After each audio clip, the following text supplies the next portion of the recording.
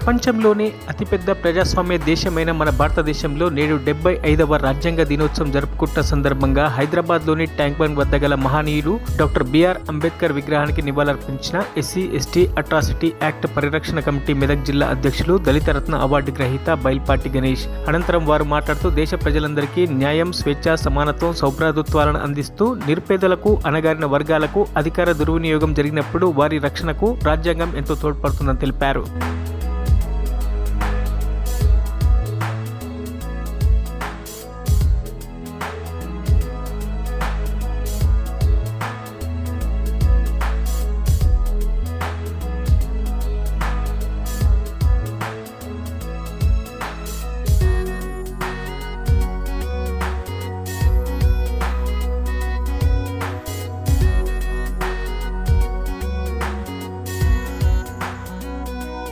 మరిన్ని అప్డేట్స్ కోసం మా ఛానల్ని సబ్స్క్రైబ్ చేయండి.